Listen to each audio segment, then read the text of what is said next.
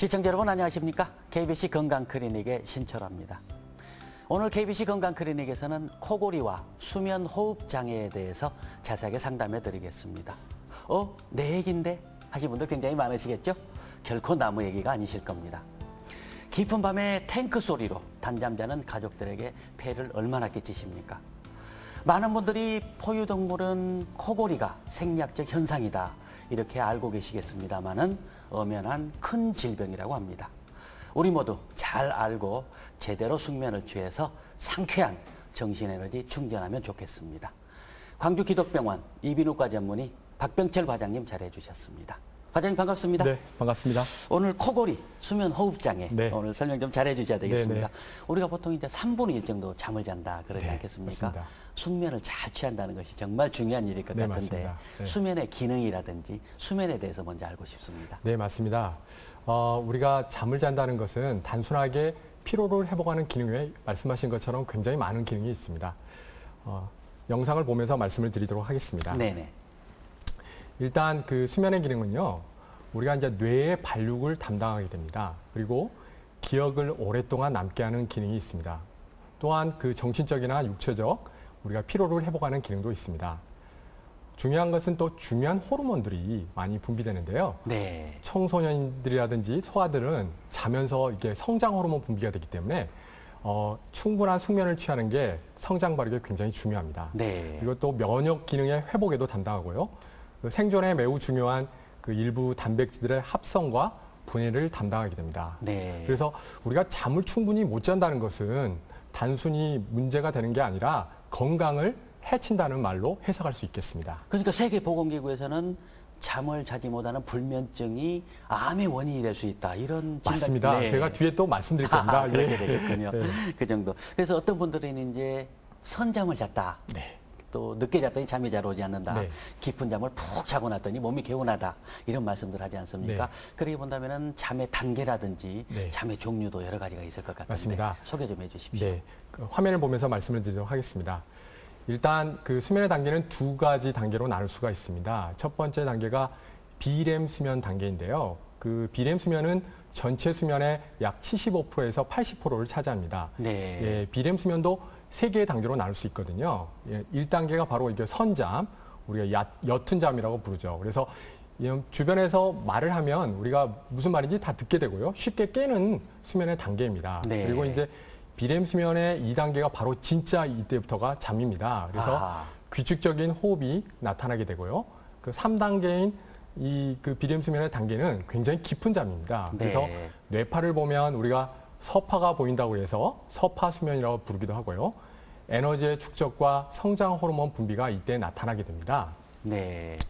다음은 렘 수면이 있습니다. 이 렘 수면은 전체 수면의 약 20 내지 25%를 차지하는데요. 이때 그 눈동자의 빠른 움직임이 나타나게 되고 네. 이때 우리가 꿈을 꾸게 됩니다. 아하. 레피드 아이 무브먼트를 합해서 맞습니다. 원장님 유식하시네요.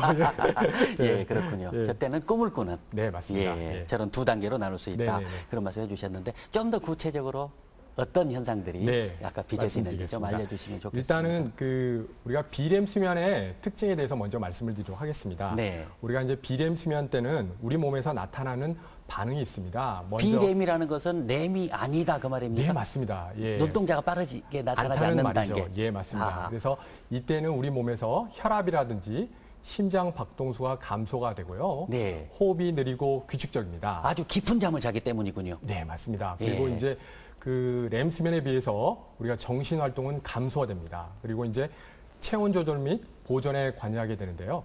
한마디로 비렘 수면은 육체가 쉬는 수면의 단계라고 생각하시면 됩니다. 그래서 고갈된 에너지와 근골격계의 피로를 회복하는 수면의 단계라고 생각하시면 됩니다. 아하, 깊이 자면서 육신의 피로를 싹 말끔히 씻어낸다. 맞습니다. 예, 그렇게 보면 맞습니다. 되겠군요. 그리고 이제 네. 렘 수면에 대해서 말씀을 드리겠습니다. 우리가 이제 렘 수면 때는요, 근육이 마비됩니다. 근데 이게 원장님이 말씀하신 것처럼 눈동자의 움직임이 빨리 움직이는 단계이기 때문에 네네. 눈의 움직임이라든지 우리가 숨을 쉬어야 되니까 호흡근은 제외가 되겠습니다. 아, 이제 예. 우리가 예를 들어서 가위에 눌렸다 이런 말을 가끔씩 들읍니다. 네네, 근데 이제 꿈꾸다가. 네, 꿈꾸다가. 예, 예, 예. 이거는 바로 렘 수면의 단계에 있기 때문에 그런 겁니다. 네. 그래서 렘 수면의 때 우리가 이제 근육이 마비되기 때문에 일시적으로 우리가 움직일 수 없는 거죠. 네. 이때 램수면 때 가위가 눌렸다는 말이 우리가 들을 수 있고요.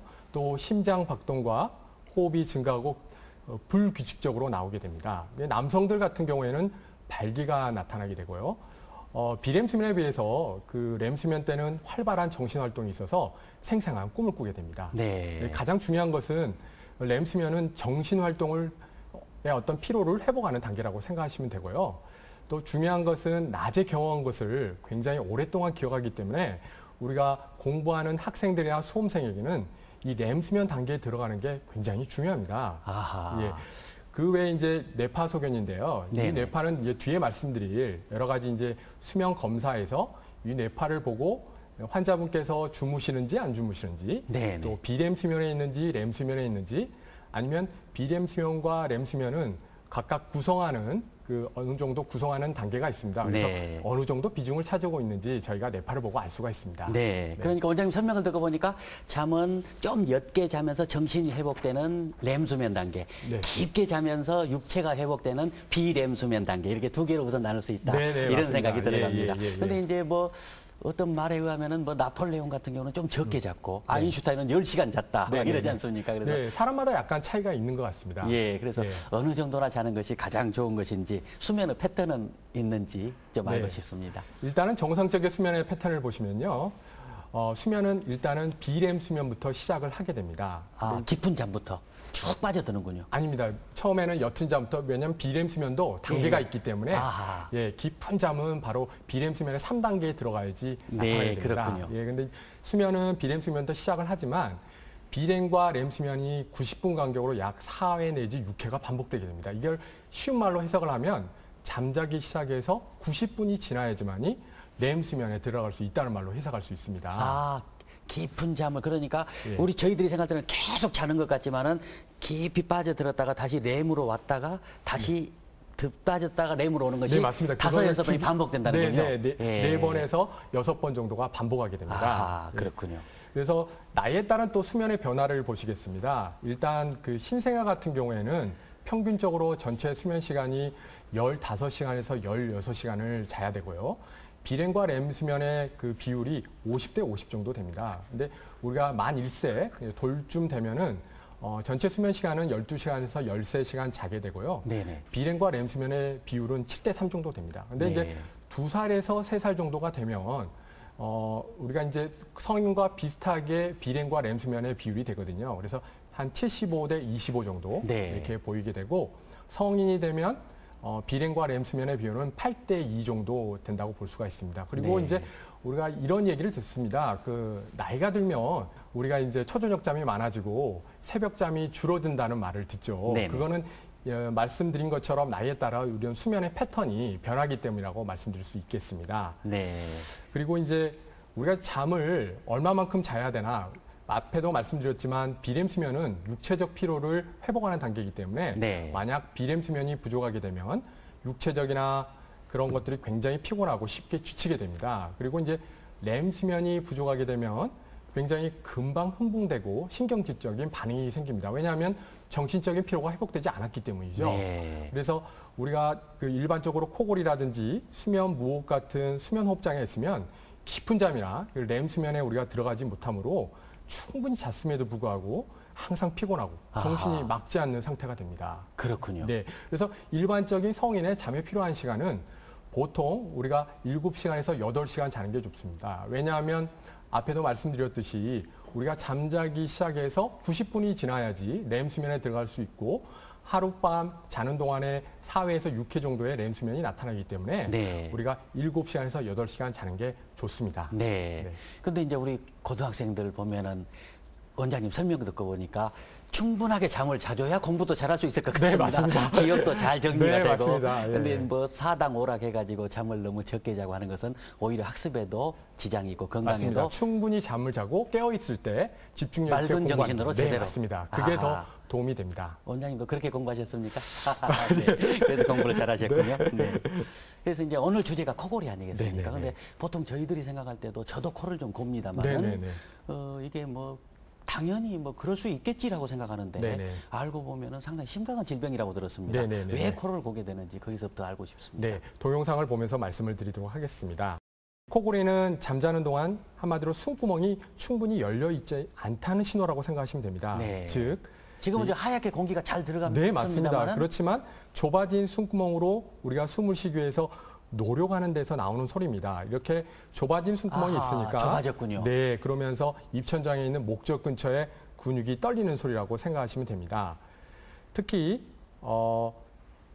완전히 이제 그 숨구멍이 막히게 되는 지금 그 동영상처럼 숨구멍이 막히게 되는 수면 무호흡 등이 있으면요. 네. 우리 뇌에서 숨 쉬는 것이 굉장히 힘들다고 판단을 하게 됩니다. 네. 그러면서 숨 쉬는 노력을 증가하기 위해서 뇌가 깨어나게 되고 다시 잠자는 과정을 이렇게 수없이 반복하게 됩니다. 네. 그러나 이 깨어있는 시간이 굉장히 짧기 때문에 보통 많은 분들은 그걸 기억하지 못하게 되는 거죠. 네. 그리고 이제 대한수면학회 보고에 의하면요. 그 40대의 40% 정도가 수면호흡장애가 있다는 말을 했고요. 네네. 50대 이상에서는 절반 이상이 아하. 수면호흡장애가 있다는 보고를 저도 했습니다. 저기에 포함이 됩니다. 네네. 그리고 특히 코 고는 사람의 10명 중에 3명은 심각한 수면 무호흡증 환자라고 보고를 했습니다. 아하, 저렇게 막혀서 공기가 못 들어가게 된다면은 네네. 공기 부족 현상. 네네네. 거기에다가 숨을 쉬기 위해서 깨니까 네네. 잠을 제대로 못 자서 피곤한 현상. 네네네. 여러 가지 맞습니다. 문제가 사실 네네네. 발생할 수 있을 것 네네네. 같군요.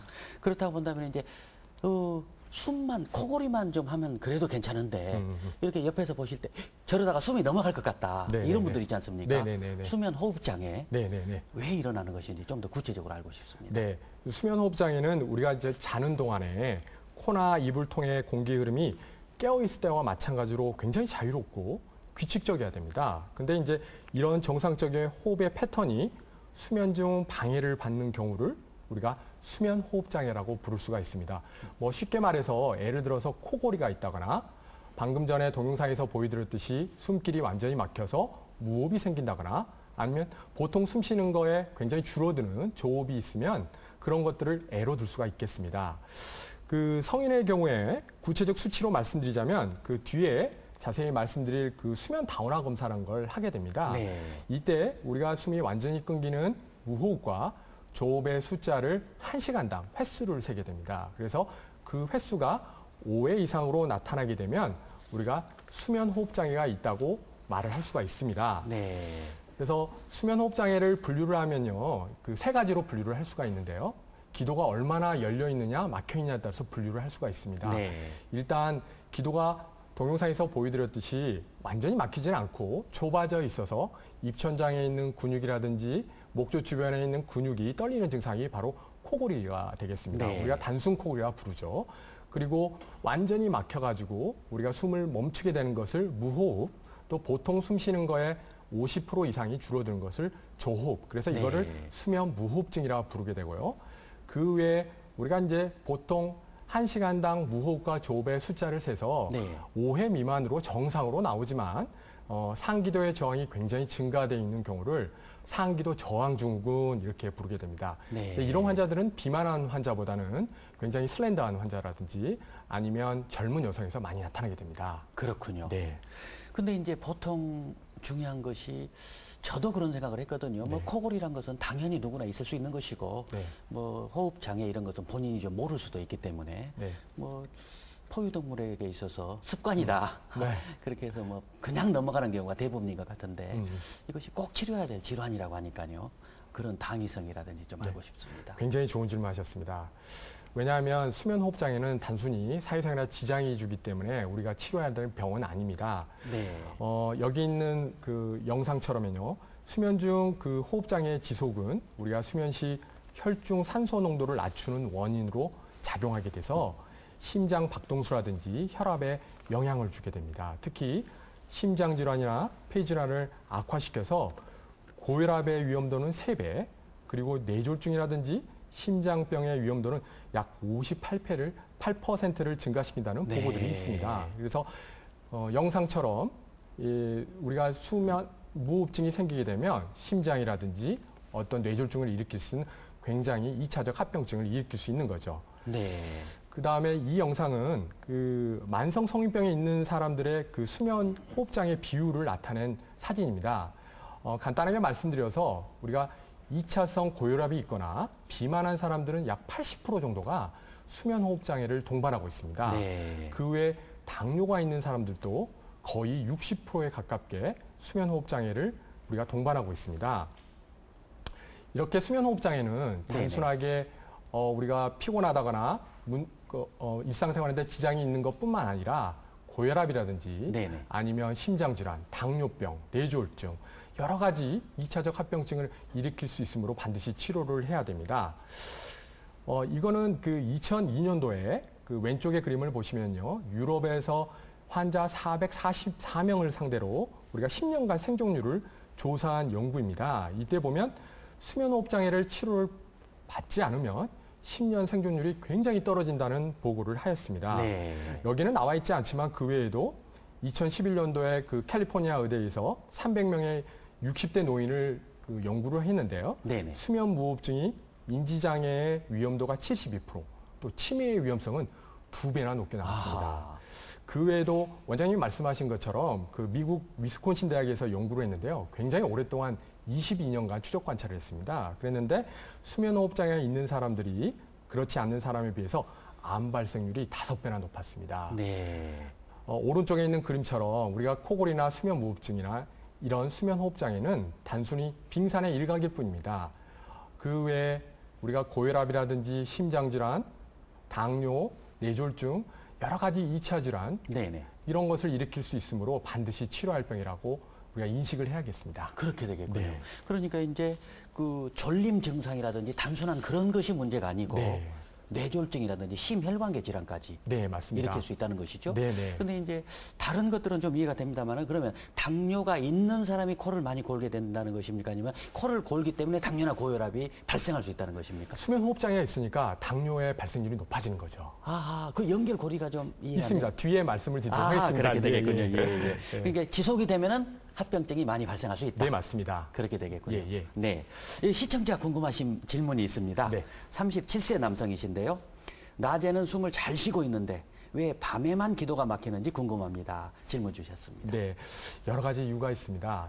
우리가 이제 자는 동안에 우리가 몸을 이루는 근육 긴장도가 떨어지게 된다는 것은 정설로 알고 있습니다. 근데 이제 공기의 이동 통로인 기도는 우리가 근육과 지방으로 구성되어 있거든요. 이 기도를 유지하는 근육 또한 우리가 수면 중에는 긴장도가 떨어지게 됩니다. 그러면서 기도의 내경이 좁아진다는 것은 모두 다 아는 사실입니다. 예를 들어서 우리가 혀의 두께가 크다거나 아니면 정상보다 목젖의 길이가 길게 되면은 우리가 등을 대고 똑바로 누운 상태에서는 중력의 영향으로서 우리가 기도가 더 좁아지게 됩니다. 그래서 이런 것들이 공기가 원활하게 이동한 것이 어려워지죠. 예를 들어서 체내 지방량이 많은 경우 우리가 쉽게 말해서 살이 쪄 있는 분들도 우리가 기관지, 기도 주변에 살이 찌기 때문에 네. 기도 내경이 좁아져서 낮에는 괜찮지만 우리가 누우면 기도가 좁아진다는 걸 느끼게 됩니다. 그렇군요. 네. 시청자 여러분들께서도 건강에 관한 궁금증이 있으시면은 광주방송 홈페이지 건강클리닉 게시판에 글을 남겨주십시오. 선정해서 방송을 통해 답변해 드리겠습니다.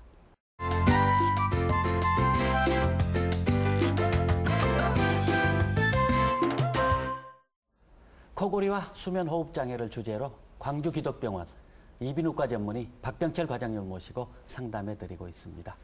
이제 진단을 좀 잘해야 될 것 같습니다. 주변 가족들에게 좀 잘 여쭤봐야 될 것인가 궁금한데요. 네. 예, 어떻게 합니까? 말씀하신 것처럼 진단이 굉장히 중요한데요. 네네. 그 수면호흡장애는 단순히 코 고는 증상만으로는 진단하기 어렵습니다. 네. 그래서 이제 그 환자의 병력 조사에부터 우리가 이제 비광과 구강 내 조사, 또 굴절 내시경을 통해서 우리가 협착 부위를 우리가 찾아내고요. 네네. 그다음에 두부 방사능 촬영을 해가지고 골 조직과 우리가 근육에 관계된 어떤 연 조직과의 어떤 상호 관계를 파악하고, 네네. 또 가장 중요한 수면 다원화 검사와 수면 내시경으로 우리가 검사를 할 수가 있습니다. 네. 일단은 화면을 보시면서 말씀을 드리겠습니다. 우선 우리가 숨 쉬는 길은 하나입니다. 우리가 코를 통해서 공기를 흡입하고 나서 우리가 영구개가 있는 구강을 지나게 됩니다. 그리고 네. 이게 혀뿌리인 설기저부를 지나서 성대가 있는 후두로 지나서 기관지로 들어가게 되죠. 근데 네. 이제 성인의 같은 경우에는 소아에 비해서 굉장히 숨 쉬는 길이 깁니다. 근데 이제 보통 이렇게 말씀드린 것처럼 한 군데만 좁아져 있는 게 아니라 두 군데 이상의 부위가 협착이 되는 경우가 굉장히 많습니다. 그래서 네. 이런 경우에 우리가 수면 호흡 장애가 나타나게 되는데요. 우선 어느 곳이 막혀져 있는지 아하. 그것을 알아보는 것이 굉장히 중요합니다. 네. 네. 아까 과장님께서 설명해 주시는 거 보니까 그 그림에서 목젖 부위라든지 네. 혀 부분이 많이 막히더라고요. 네, 그래서 네, 맞습니다. 그 막힌 부위를 정확하게 진단해서 네. 평가를 좀 잘해 주시는 게 필요할 네. 텐데 네. 그 평가에 대해서 좀 더 설명해 주십시오. 네, 일단은 코부터 말씀을 드리겠습니다. 네. 이 코의 경우는 그 비내시경과 우리가 부비동 컴퓨터 단층 촬영, 일명 CT라고 부르죠. 이걸 통해서 비중경 망곡증이 있는지, 코 칸막이가 휘어 있는 걸 비중경 망곡증이라고 부르는데요. 네네. 또 하비각기가 살이 쪄 있는지, 비우가 되어 있는지, 또 알레르기성 비염 등에 의해서 코막힘이 있는지 진찰을 하게 됩니다. 이 사진을 보시면 우리가 이 환자 같은 경우에는 왼쪽으로 칸막이가 상당히 많이 휘어 있어서 뒤쪽에 정상적인 구조물이 보이지 않고 있습니다. 네. 그리고 이 환자의 CT인데요. 칸막이가 휘어 있으면서 반대쪽에 점막이 부어 있는 것을 볼 수가 있습니다. 다음으로는 이제 구강 내 신체 검사를 해야 되는데요. 일단 구강 내 신체 검사를 할 때는 입천장의 높이를 먼저 보게 됩니다. 네. 이게 만성적인 구강호흡을 통해서 코골이가 있으면 구강으로 호흡을 하니까요. 그래서 입천장이 이렇게 오른쪽의 사진처럼 높아져 있는 경우도 있고 또 입천장의 높이가 굉장히 낮은 사람들이 많습니다. 그리고 편도의 크기라든지 아니면 혀의 크기 또 이것들이 서로 상관관계가 어느 정도 있는지 알아보는 것도 굉장히 중요합니다. 네. 자, 이 그림은 그 2004년도에 그 미국의 프리드만 선생님이 우리가 영국의 입천장이죠. 그다음에 네. 편도, 그다음에 혀의 크기의 상관관계를 분류하신 그림입니다. 그래서 우리가 이 그림을 보고 환자군에 따라서 정확하지는 않지만 구강 내 수술을 했을 때 네. 어느 정도 효과를 볼 수 있는지 대충 예측을 할 수 있습니다. 단적인 예로 우리가 편도가 큰 환자나 아니면 혀의 두께가 작은 환자에서 우리가 구강 내 수술을 했을 때 수술의 효과가 높다고 볼 수가 있습니다. 아. 그리고 이제 마지막으로 그 후두 신체 검사를 할 수가 있습니다. 네. 동영상을 보면서 말씀을 드리겠습니다. 이 먼저 그 굴곡형 비인강 내시경을 코를 통해서 우리가 집어넣은 다음에 네네. 음압을 가하게 됩니다. 그렇게 되면 이렇게 협착 부위가 보이게 되고요. 예. 특히 혀의 뿌리 부분, 설기저부죠. 그다음에 후두 부위를 일명 이렇게 좁아져 있는 걸 보게 되는데 이 방법을 뮬러 방법이라고 부르게 됩니다. 네. 그래서 이 굴곡형 비인강 내시경으로서 특히 후두의 신체 검사를 할 수가 있습니다. 네, 네. 그렇게 되겠군요. 네, 네. 저는 이제 좋은 검사법들이 많이 있어서 제대로 된 진찰이 되겠다 하는 네. 생각이 들어가는데 어떤 분은 이제 코를 너무 심하게 골고 숨을 못 쉬어서 네. 가서 진찰하러 갔더니 하룻밤 병원에서 주무시고 네, 네. 이렇게 좀 제대로 검사를 좀 해야 됩니다. 네, 그게 네. 가장 중요한 검사입니다. 이런 말을 했다 그러더라고요. 네, 네. 어떤 검사법인지 좀 알고 싶습니다. 원장님이 정말 제대로 들으셨네요. 네. 그래서 우리에게 가장 많은 정보를 주는 게 바로 이 화면에 나와 있는 것처럼 수면 다운화 검사입니다. 네. 한마디로 말씀드리면 가장 중요하고 기본적인 검사라고 볼 수가 있습니다. 이제 여러 가지 장치를 달고 우리가 6시간에서 8시간 정도 편안한 수면실에서 우리가 수면 전반에 대한 정보를 특히 코골이나 수면 호흡증, 무호흡증이 있는지 이런 데한 정보를 얻어서 우리가 치료의 방향을 결정하게 됩니다. 네. 어떤 사람이 해야 되고 어떻게 하는 것인지 좀 더 알고 싶습니다. 네.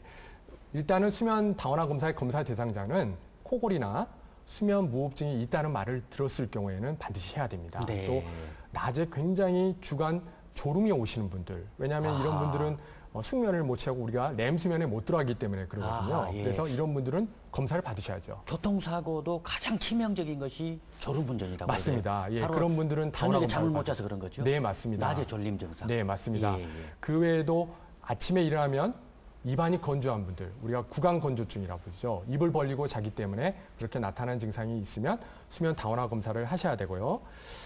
다음에는 아침에 일어났는데 굉장히 개운하지 않는 분들이 있어요. 네. 이분들은 그 숙면을 취하지 못했기 때문에 그런 거기 때문에 우리가 다운화 검사를 받으셔야 되고 또 잠꼬대가 있는 분들, 또 잘 조절되지 않는 고혈압이나 당뇨가 있는 분들은 반드시 수면 다운화 검사를 받으셔야 됩니다. 네.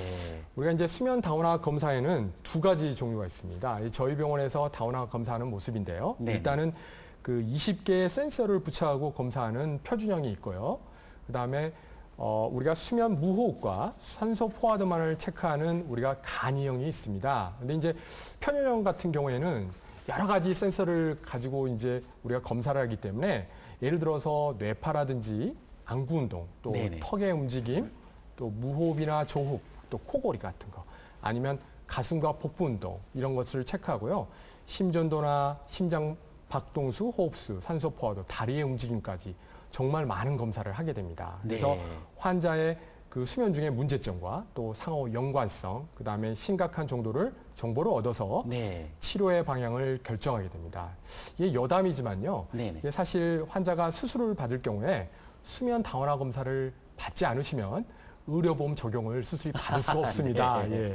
예. 동영상을 보면서 말씀을 네네. 드리겠습니다. 저희 병원에서 다원화 검사를 받으시는 분인데요. 네. 수면 다원화 검사는 그 일단 뇌파와 그 여러 생리적인 활동을 측정하여 잠의 깊이를 알 수가 있습니다. 그리고 이제 코골이와 무호흡증이 수면에 얼마나 영향을 미치는지 보여주면서요. 수면 시에 심장 박동수, 호흡수, 또 체내 산소 농도 등을 측정하여 수면 호흡 장애가 우리 몸에 어떠한 영향을 미치는지 알아보는 방법입니다. 네. 또 어떨 때는 제 주변에도 있는데 다리가 그 일정 주기로 떨리신 분들이 계셔요. 이제 이런 분들이 숙면을 이런 거로 인해서 우리가 방해되지 않는지, 그리고 네. 또 치료 방향을 결정하는데 굉장히 중요한 검사라고 볼 수가 있습니다. 네. 저도 과장님한테 치료받으러 가면은 네, 수면 언제든지 다원 오십시오. 검사를 받아야 되겠군요. 네, 맞습니다. 하루 저녁을 그럼 병원에서 자야 됩니까? 네, 맞습니다. 가장 핵심적인 중요한 검사다. 네, 맞습니다. 이렇게 보면 되겠군요. 네, 네, 네. 그러면 이제 그 검사를 통해서 나온 자료를 가지고 해석을 좀 잘해야 될 것이고, 네, 네, 네. 또 내시경 검사도 한다고 들었습니다. 네, 좀 네, 네. 소개해 주셔야 되겠습니다. 네, 네.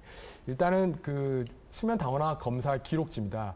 이게 6시간에서 8시간 검사하는데 일부만을 가져왔습니다. 네. 시청자분들이 잘 안 보이실 수도 있는데요. 이 위에 있는 2개가 바로 이제 눈동자의 움직임을 보는 그림이고요. 이 검정색 4개가 뇌파입니다. 그리고 우리가 수면 무호흡이 있는지, 또 코골이가 있는지, 또 산소 포화도, 심전도, 호흡수 이런 것을 다 체크합니다. 근데 오른쪽에 있는 그림은 무호흡증 환자의 수면 다원화 검사 기록지인데요. 여기 하늘색으로 보이는 부분이 무호흡이 있는 다원화 검사 기록입니다. 그러면서 네. 우리 뇌가 깨게 되니까 뇌파가 변화가 생기는 거죠. 아하. 우리가 일명 각성이 동반된다고 하는데, 그러면서 산소 포화도가 떨어지는 모습을 볼 수가 있습니다. 네. 우리가 이제 수면 다원화 검사를 해석을 해야 되는데요.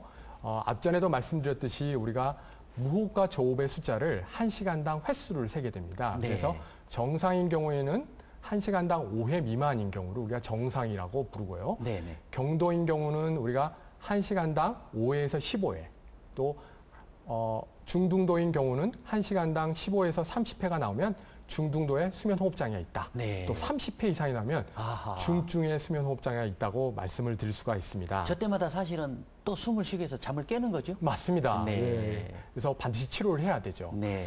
그리고 이제 수면 내시경 검사가 있습니다. 이 수면 내시경 검사는 요즘은 그 수면 위 내시경처럼 소량의 정맥 수면제를 투여해서 시행하는 수면 내시경 검사입니다. 네. 한마디로 잘 때 나타나는 증상이기 때문에 수면 내시경 검사를 통해서 수면 중 막히는 부위와 정도를 더 정확하게 알 수 있는 굉장히 좋은 방법입니다. 네. 네.